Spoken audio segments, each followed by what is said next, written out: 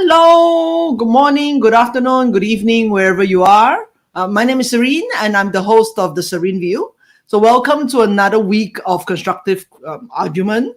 And today I have actually one of the more peaceful people we've had in a long while, Mark Leonard. Mark is one of the key founders of the Oxford Mindfulness Center. Obviously, I'm not pronouncing it right today. And he left that and founded his own place, which is the Mindfulness Connected. And he is also the man who wrote the book on social mindfulness. So when I first met Mark, like when we first connected, he offered to send me an actual physical copy of the book. Like, I was so shocked. I can't remember the last time I had a physical copy of a book, but that was Mark. And so would you like to introduce yourself a little bit, Mark? Oh, thanks, Serene. And thank you for inviting me to be part of your show today. I think the first point to make is, where am I coming from and what is it that really I'm concerned with? I'm not coming from a clinical perspective or a therapy perspective, and I've learned about organizations through developing my approach to teaching mindfulness in the workplace. But that all came from a desire to have an impact that was about social and organizational change. Having worked historically in areas of sustainability, sustainable management, things like fisheries and waste management, to try and make a more sustainable future. And coming to kind of conclusion that policy and regulation and awareness raising were not really having the kind of effects that we needed to have, I sort of scratched my head and wondered how it would be possible to create sort of social agency, organizational change, and the capacity to actually have an impact in making a more sustainable world. So that's where I'm coming from.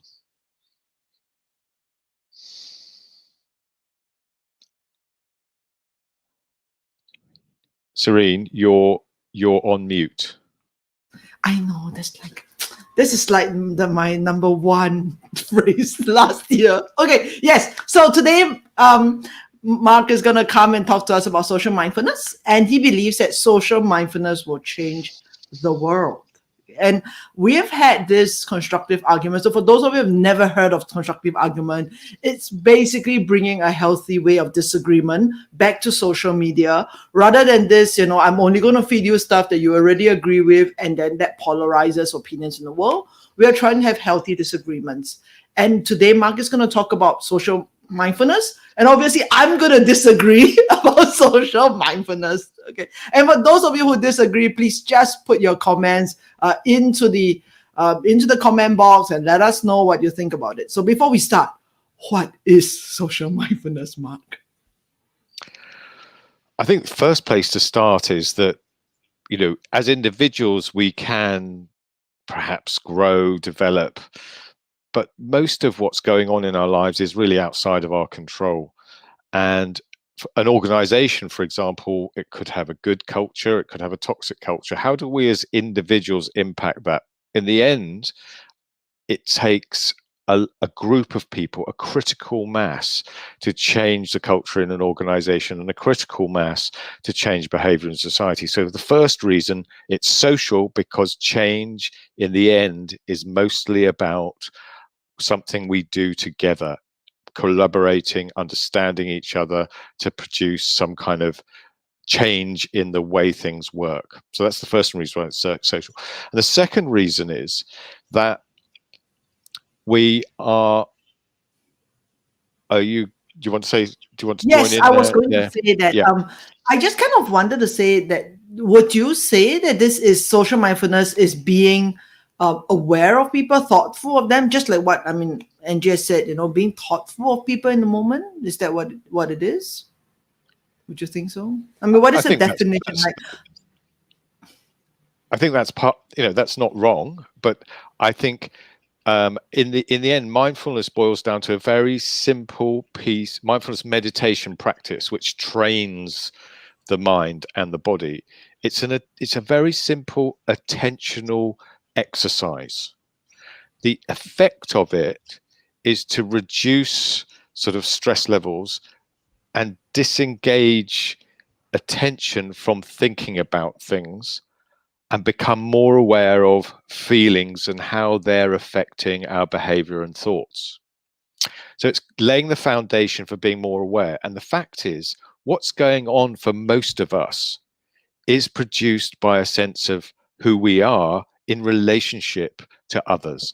We're social beings, we're social animals, and the stories we tell ourselves are all about being in relationship to others around us, people we like, we get on with, people we don't get on with. So being able to understand what's driving our thinking, in a sense, is not just is necessarily a social process.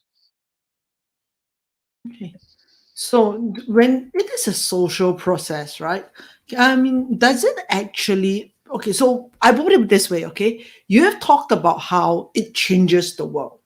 But at the end of the day, I mean, when you looked at the benefits, like what you said, it helps with stress level. I'm not saying that, not curing stress will not change the world, but it sounds a bit weak for, so this is the article. No, sorry, this is the article where it says that, yes, we've looked at it. It does work on stress, but it doesn't work on anything else. This is a meta review. So it's like, it doesn't work on anything else.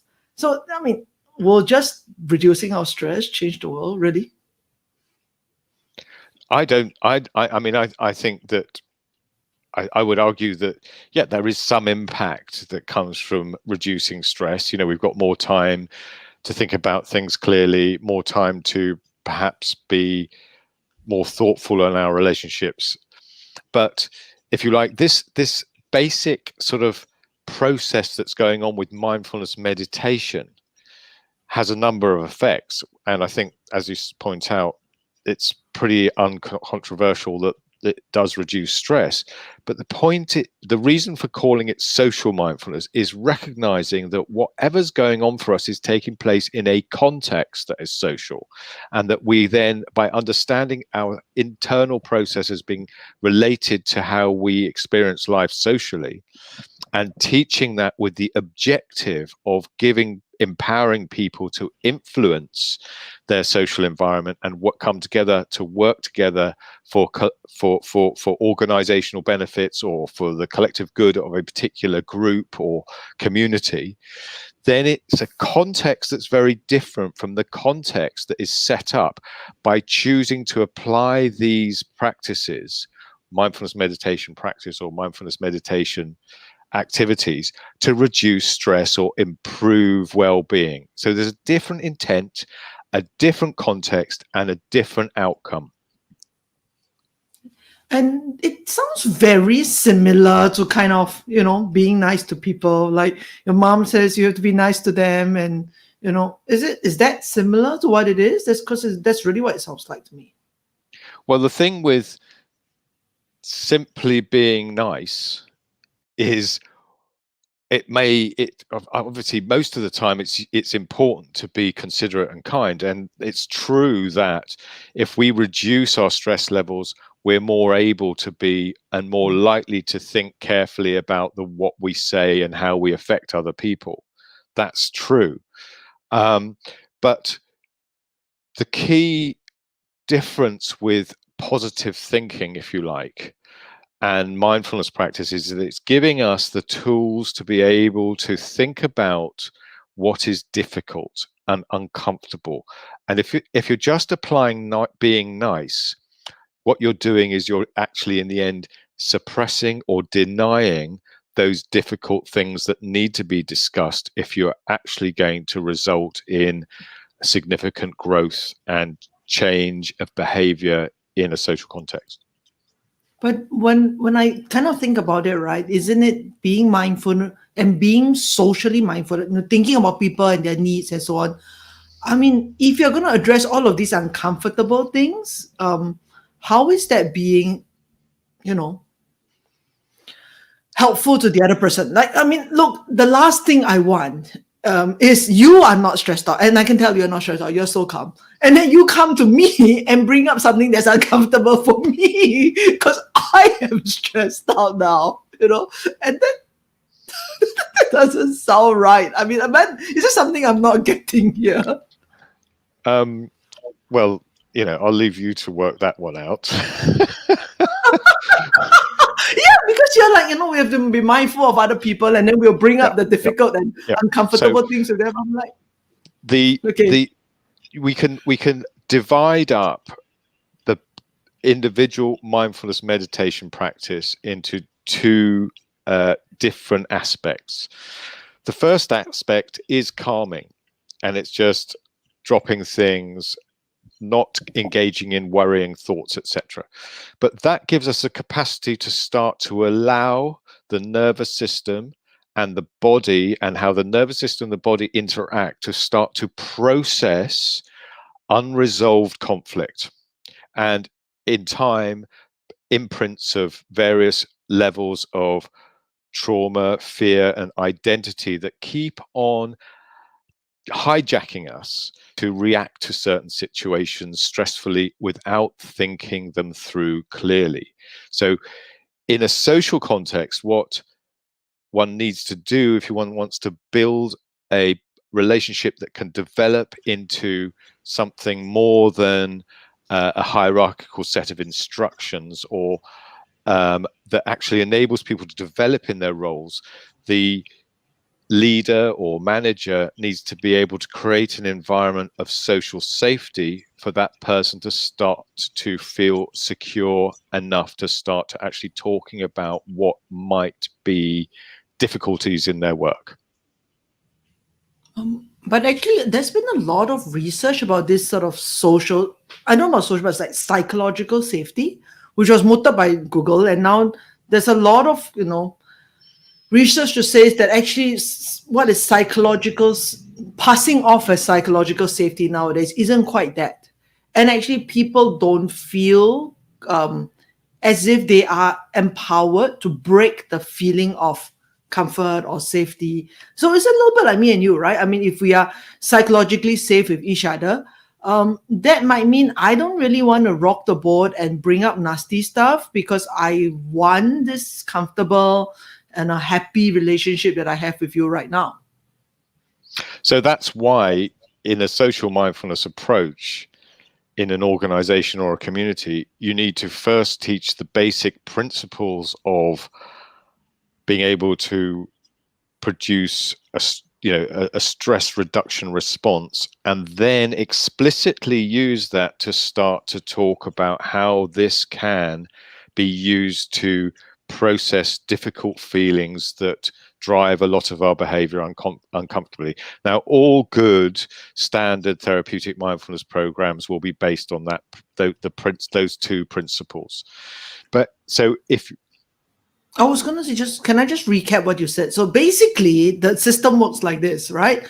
I make you first less stressed out, so that I can bring up all the uncomfortable, nasty stuff that nobody wants to talk about, because then you can practice your stress reduction after I have really stressed you out. Is that how it works? I mean, in some circumstances, it might work like that, but that's kind of a little bit of a straw dog, I'd say. If you're going to, in any context, you're going to have to produce, in any context where learning and development is going to take place, it's going to take place through reflection and being able to not be too tied up with one's own reaction to defend one's own view of things and one's own power position, one's own identity and responsibility. I mean, so many problems with, investment bias and the kind of decisions that are made and are based on protecting our interests. And we've got to be able to feel safe in a workplace environment or a social environment before we start to become able to discuss those things that would feel threatening to our sense of interest, our personal interest, or self-image. And that's why you need to build safe, trusting relationships to actually discuss those things that actually enable learning and change to take place. Well, I guess Lindsay has just objected to that. She actually thinks it's nothing to do with empowering people, right? Like, no matter how much you teach them social mindfulness or whatever it is, power them up, people are just not comfortable. I mean, they are just not comfortable, or maybe they just don't have the bandwidth to think things through, to back it up. So that's why there's no, psychological safety, no matter how much you empower them or how much you mindfulness them. I'm just reading Lindsay's Okay. point. Yes, I'll read it. I think the barriers to psychological safety aren't just about empowerment. They are about people not feeling comfortable voicing things they can't think through or back up on their own. And then she disagreed with herself to say that it is partly about empowerment. This is the spirit of constructive argument. Argue with yourself. Yes.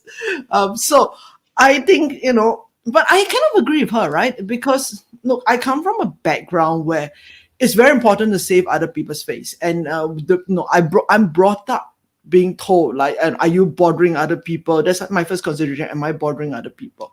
Right. So in that kind of environment, it doesn't matter how much I'm taught or I'm empowered. End of the day, my first thought will still be, am I bothering the person by bringing this thing up?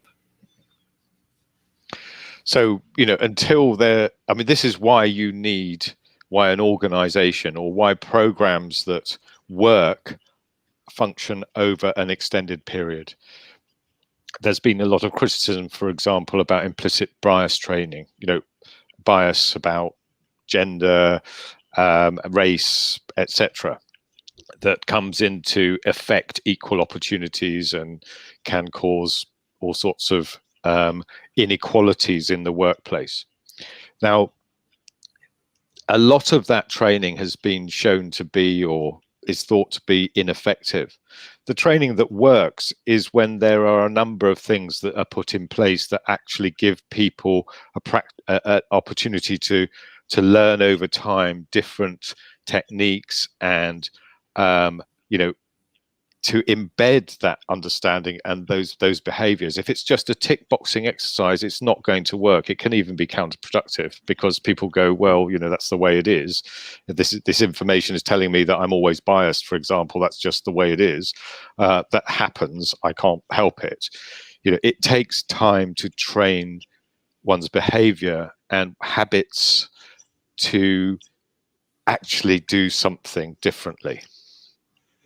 I do agree with you. It takes a long time to train that. And are people invested in this training? Is there any, for want of a better word, like, is there any point in doing it? Because I'm one of those people, like, I really, in my mind, I believe in being nice. In reality, I know the world is set up so that the nasty people of the world get ahead, right? Nice guys finish last. And, if I am in a corporate environment, which I am, will I really want to be that nice? Do I really want to put in all that effort to be conscious of the other person? What's in it for me? The simple answer is that if in a competitive environment, the amount of lost, the cost of bad decisions, people affected negatively by stress, people not being able to collaborate, people not being able to share information in the end, and high turnover of staff, for example, in the end, organizations like that are not going to compete effectively with organizations that are able to exploit the potential for collective intelligence of their workforce. And that has to take into account that human beings, people that work, staff, people that work for an organization, and all stakeholders are human beings. And the most successful, long-lived organizations act on the basis of those principles. Actually, I would like to open this to the floor, right? For those of you who are listening to this, let us know. What has been your experience been like, right? Because Mark is a really nice person, and I can so tell that he really believes that people should go out there and be nice. I, on the other hand, as you can tell, it's not quite so nice.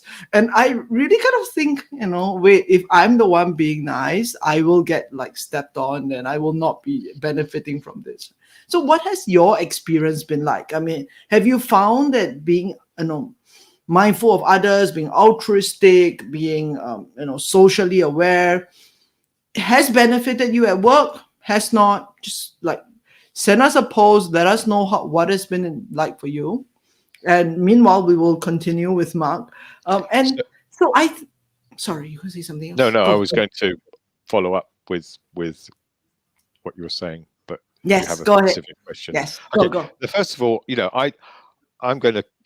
I'm going to disagree with you on the notion that it's about being nice. It's not about being nice. It's about being able to act in an appropriate and skillful way.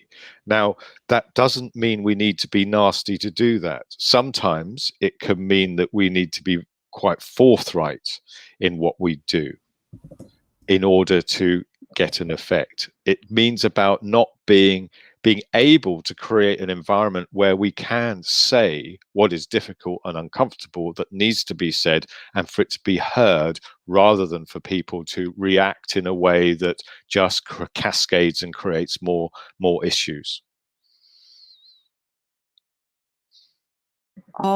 I am not actually seeing any comments at the moment. Guys, send us your comments. What do you think? Do you think that it's worth it for people to be, to act in a way that, I guess, perhaps like you said, it's not just being nice, but in a way that, is for the greater good, for the benefit of all of us, even if it has to be something that is uncomfortable, but I'm acting in, almost altruistic manner for the greater good. Do you think? Tiffany says, in a sense, he feels that we get what we put out in the world. So if we put more in, we get more out of it. Is this why Mark is getting more out of his life? And I agree with you, but at the same time, I think you guys are also aware that research shows the job with the most psychopaths, like the greatest number of psychopaths, is the CEO. And so quite obviously they are benefiting from it. Right? So the obvious answer is you wouldn't be talking to me. I wouldn't be talking about this if it wasn't an issue. If this was culture, if the culture was based on these principles and acknowledged, and organizations were based on these principles, we wouldn't need to be talking about them. The reason we're talking about them, certainly the reason I'm talking about them, is because I want to be part of a discussion which makes it possible and practical, and with an understanding of why and how we can make organizations more human, and get the best out of human beings, and create a workplace culture that actually is more sustainable on all measures of sustainability. So you have somebody else who agrees with you. Eugene has agreed with you, and she says that we need to act in a greater social good to solve all the tough problems that enterprises, societies face. Otherwise, it's just not going to get solved. Would you agree with that? Well, I agree that we need to start creating a culture which recognizes that service is more rewarding than a narrow sense of self-interest and self-improvement. That needs to change as a cultural assumption. But in the end, to get there, we need to explain why we need to act collaboratively to achieve mutual benefits. It's not necessarily just about altruism. It's about, if we don't do this, we will in the end up not achieving what we could achieve. And in the context of the kind of problems that organizations and wider society are facing at the moment, it means that we have to work together to solve these problems. And that in the end means that we have to start thinking about more abstract ideas like the greater good. And I think we've kind of also talked a little bit about this last week, but I think there's this idea, right, that we should put out, give more of ourselves, and that eventually it will kind of benefit from it. I've actually put it into the chat to ask people if they think that they have, or that people will benefit by this acting in a greater good. Or is it something whereby I have to sacrifice my, my thing in order to help other people? So what does Sushi says? People tend to wear mantles and roles depending on what is. So people tend to wear mantles, roles at work is based on what is expected of them. Targets and tasks can be humane, and it's time to collectively explore what our expectations are. Actually, can I say this? At home also, I got targets. Okay. Sorry, go on. I mean, I think this Suchitra summarizes in a very nice way, what I think social mindfulness is. This opportunity to collectively explore what our expectations are. When we begin to listen to each other, we start to understand each other better, understand what our needs are, how we can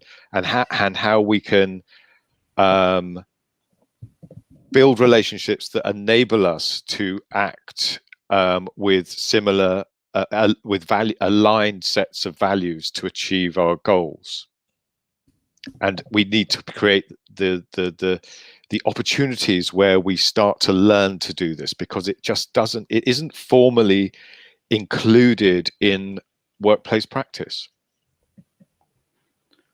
I just wanted to check with you about these expectations, right? Because what I expect, how do I phrase this? Okay, let me put it this way, right?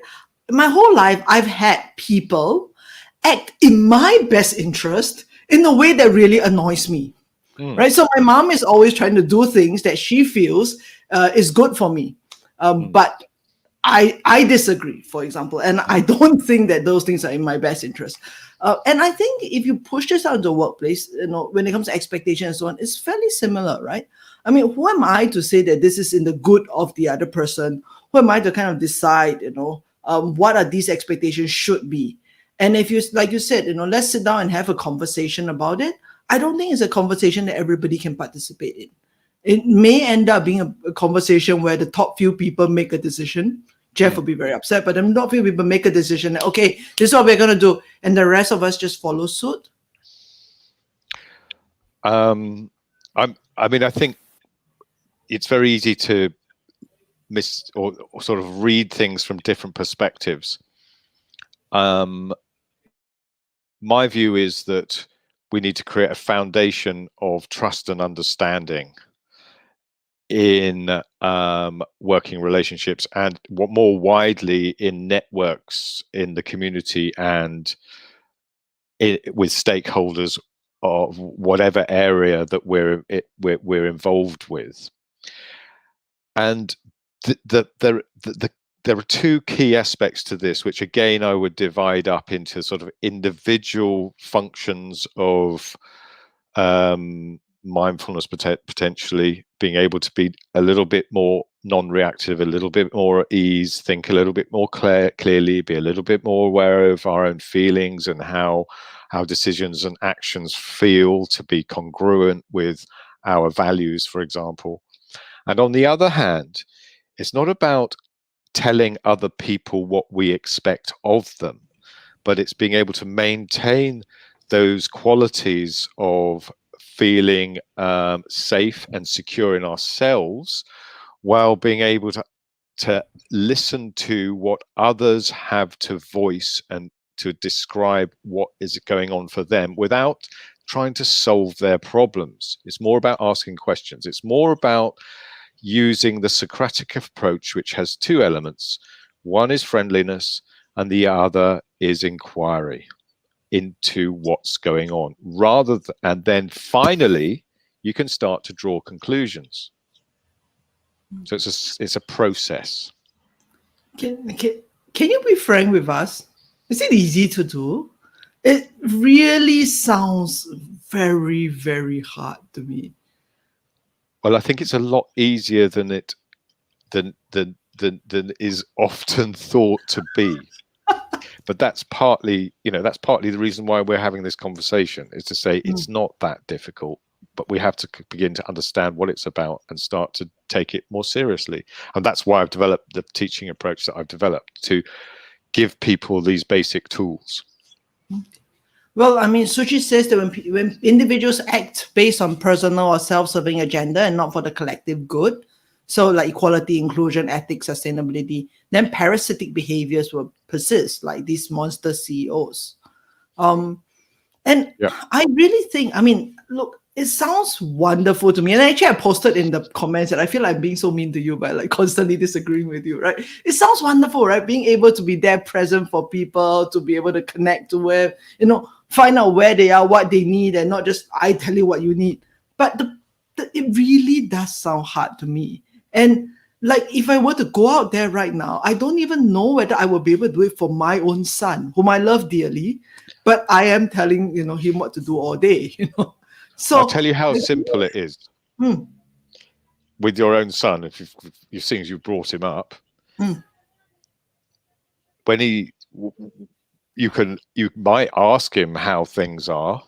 I mean, he might not want to tell you, but the point is that people, when you are layering that with some kind of expectation that person senses they feel under threat, they feel that they've got to comply or otherwise, when you can communicate that presence with no expectations about what it is you want them to say or hear, and just be genuinely curious and interested and take pleasure in listening about somebody else describe what's meaningful to them, what's problematic for them, that changes the whole framing of the relationship. You are being mindful, if you like, in a sense that you are being curious about what is going on for this person rather than being curious about what's going on for yourself without evaluating it. You're simply curious rather than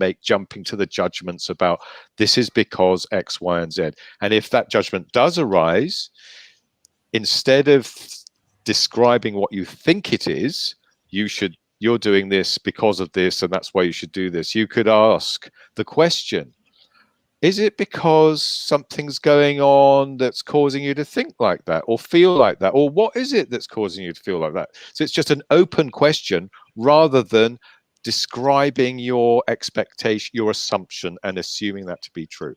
It's that simple, but it's not easy.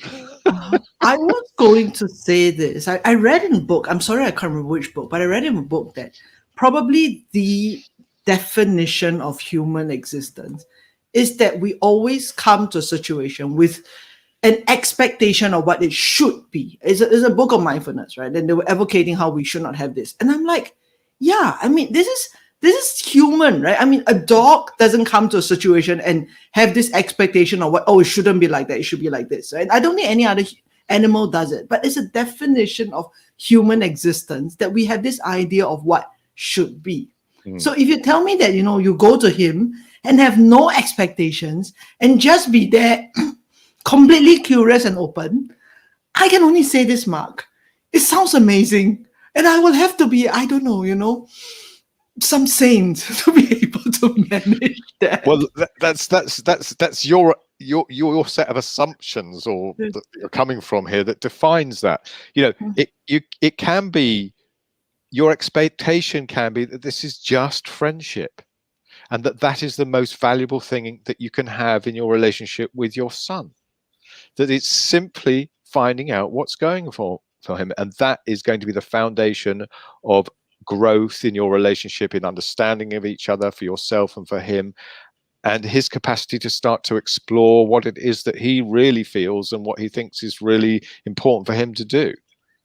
And you're modeling that. So those are the expectations. And it's just about beginning to recognize them and say, yeah, these expectations are worth working at, and disciplining myself in the way that I go about asking questions of my son, or anybody else for that matter, that I know will have a much longer term beneficial effect on our relationship and what may come out of that in the future. Well, Eugene has wrote about how he says regarding like creating trust, that people keep creating conflicts through their decisions, through their actions, through their projects. So everybody works on solving the problem, but nobody works on solving the causes of the problems. Yeah. So the cause of arguing in terms of unconstructive argument, which is people shouting their views, the cause of that is because first of all, then they're simply in a situation where they want to get their opinion or their view across, rather than taking a fundamental starting point of understanding what is another's view. That changes the whole agenda. Well, I think Robin agrees with me. She says, in principle, it sounds fine, but she finds it difficult. That inclusion, she says, however, I find the difficulty of inclusivity can lead to long delays in decision making or no decisions being made, and the effort of involving and understanding can detract from getting things done. Yep. And giving people more information can raise more questions, and misunderstandings will require more explanations, and then more explanations, etc. So this is, how do you get a balance right? Well, how do you get the balance right? That's perhaps $1 million question. You know, in any social group, I mean, I used to work on fishing boats, for example. Now, there are two processes that are taking place. There's a kind of functional military operational process where you get shouted an order and you obey directly because something needs to be done. You can't discuss whether somebody needs to cut a piece of rope or not in an emergency. You just have to shout and somebody has to do it without questioning, for example. But that trust of that group of people working together is built on a culture of understanding how to respond in operational functions. And that culture is supported by social networks of trust and understanding and relationships. So you have to build the platform of trusting relationships, a culture of assumptions about how to operate in operational mode, and then operational mode. The trouble with what happens by and large in the situations that we're talking about in modern workplaces, that there's overriding weight on the direction and action mode rather than the social integration mode, and refocusing and realigning with individual agency, with voluntary interest in understanding the collective benefits of how the function is going to work. So it's a balance. It's simply a balance. And in my view, the balance is largely wrong. And we get into a situation where we're firefighting and there's an endless amount of actions that need to be taken. And that will, in the end, result in burnout or collapse of the system in some way or another. But I actually think that, especially over this last 1 year, many of us are in firefighting mode, and we are in non-stop firefighting mode. And I think I maybe I speak for some on this call that say we haven't yet come up for air yet.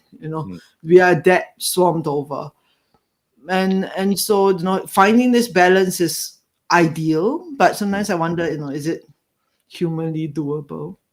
Well, most of the time, an awful lot of the time, people only go back to reevaluate how to do things when you get crisis or collapse. In individuals, this can be a midlife crisis, it can be a burnout. People spend a few years reevaluating what it is that's meaningful and how they're going to run their lives.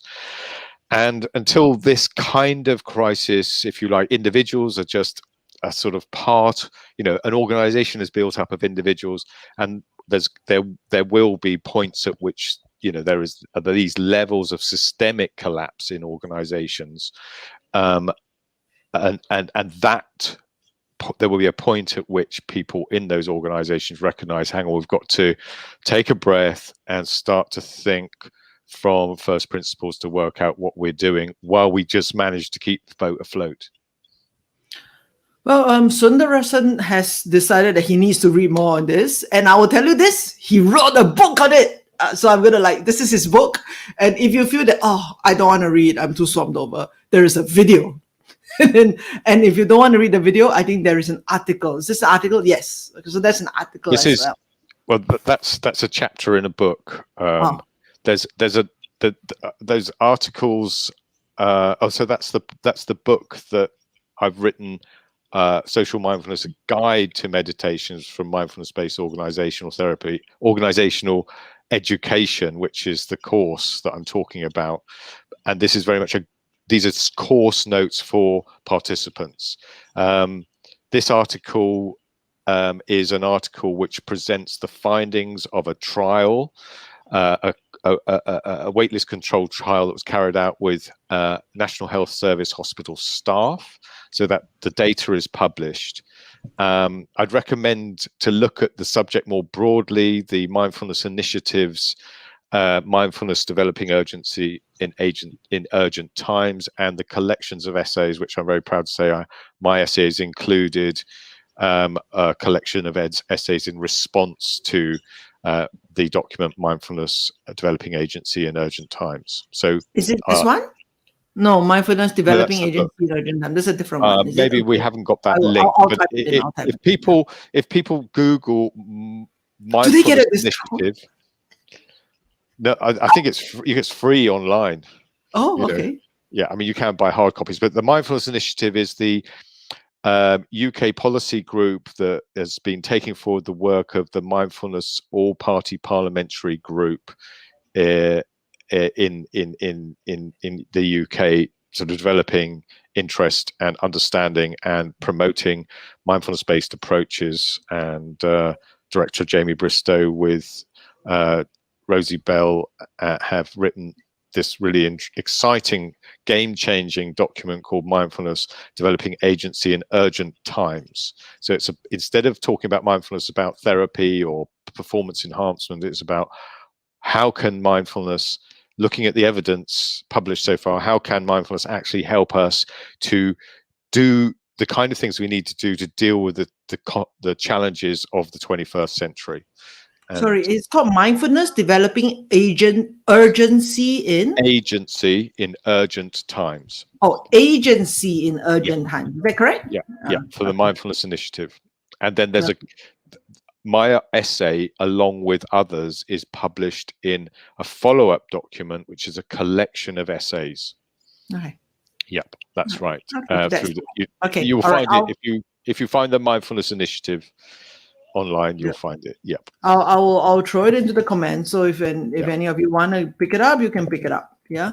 And so I'd say that's the state of play of the discussion on how mindfulness can help us impact organizational and social change at the moment.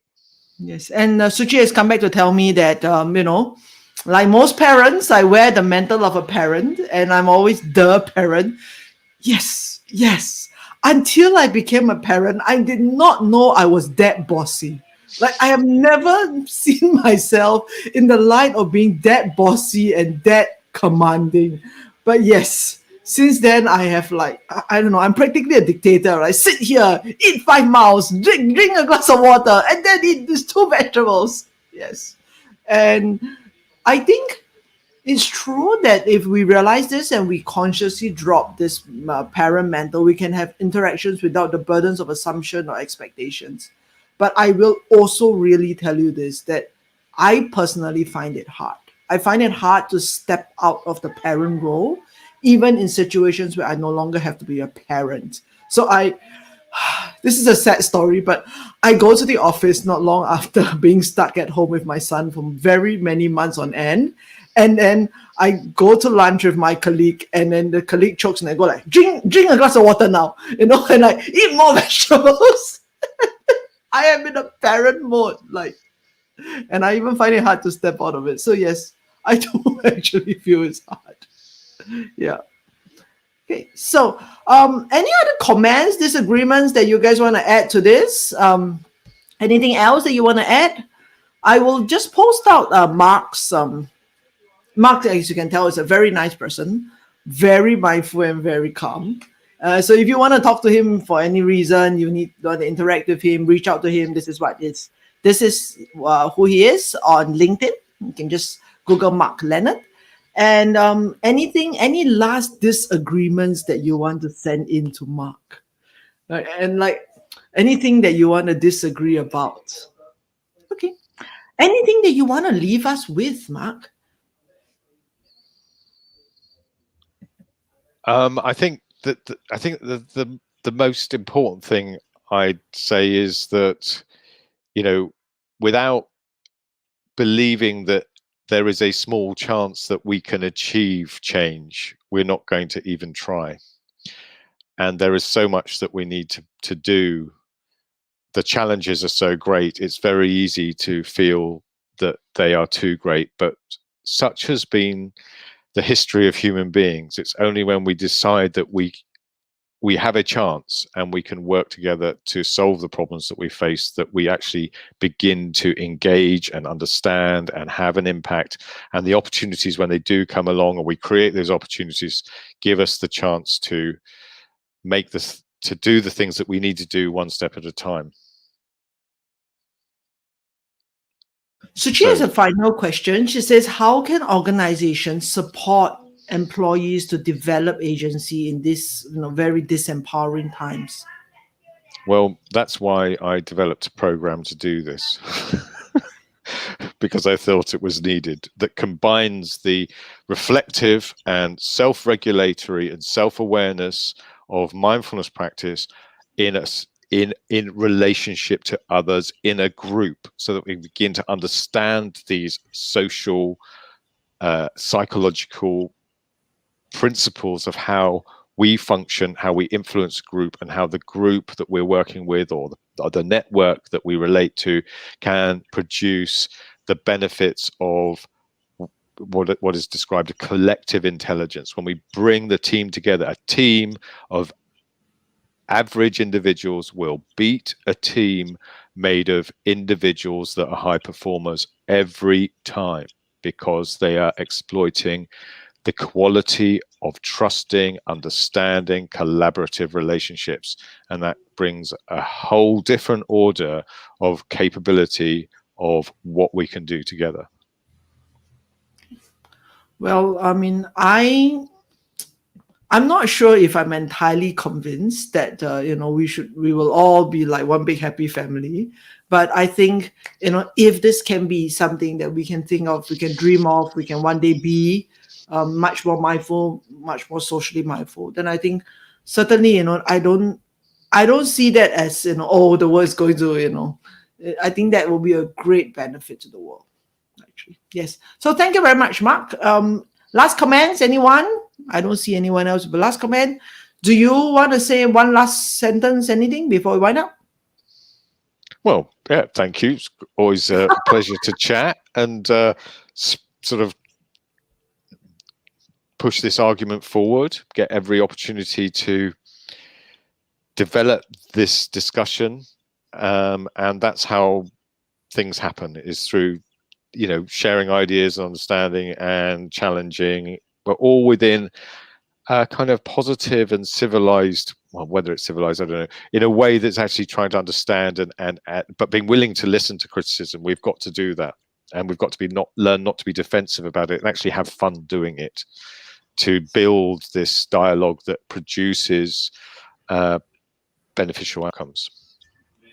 Thank you very much. So thank you to all of you who have joined me tonight. Suchi, Robin, who else is here? Sundarasan, all of you, thank you very much. Tiffany and Eugene as well. And thank you very much, especially to Mark. Thank you for sharing your wisdom with us tonight. And I'll see you next week. Next week, same time. We were going to talk about yet another controversial topic. All right, see ya. Bye-bye.